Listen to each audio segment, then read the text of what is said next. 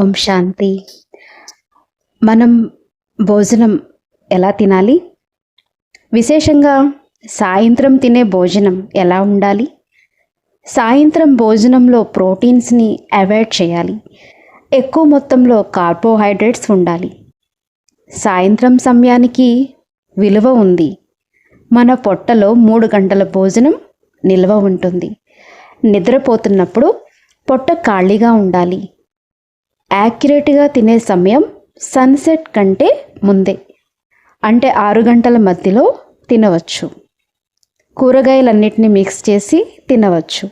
గాజర్, టమాటా, పాలకూర, మనం సీజన్ యొక్క కూరగాయలు ఏవైనా మిక్సీ చేసుకుని వాటి యొక్క జ్యూస్ని నిమ్మకాయ పిండుకుని తాగాలి.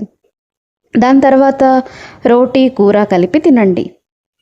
ఒక విషయం మీద శ్రద్ధ పెట్టాలి. సాయంత్రం సమయంలో పప్పు, కడి, అన్నము ఇలాంటివన్నీ అవాయిడ్ చేయండి.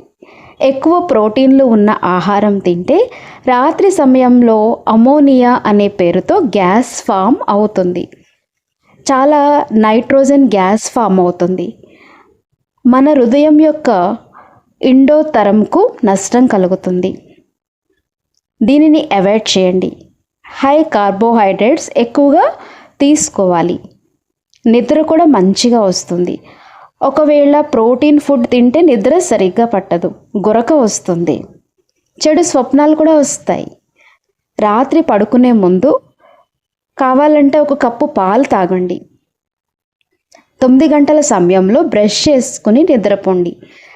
ఎప్పుడు అన్నం తిన్నా ఒకటి పూర్తిగా గుర్తుపెట్టుకోండి, 10 నిమిషాలు లేక 20 నిమిషాలు ఆత్మిక స్వరూపంలో స్థితి కండి.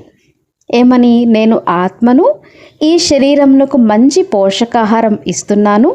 తింటున్నప్పుడు మధ్య సమయంలో ఈ విషయాన్ని గుర్తు తెచ్చుకోండి. నేనెవరు? నాది ఏంటి? ఈ స్థితిలో తినండి.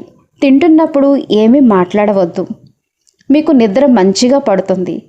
చాలా శక్తిశాలి అనుభవం అవుతుంది. లేటుగా భోజనం తినడం వదిలేసేయండి. తొందరగా భోజనం తినండి. చాలా మంచి నిద్ర వస్తుంది. ఉదయం తొందరగా కూడా లేవగలుగుతారు. ఓం శాంతి. ఇప్పుడు చెప్పిన ఈ విషయాలన్నిటిపైన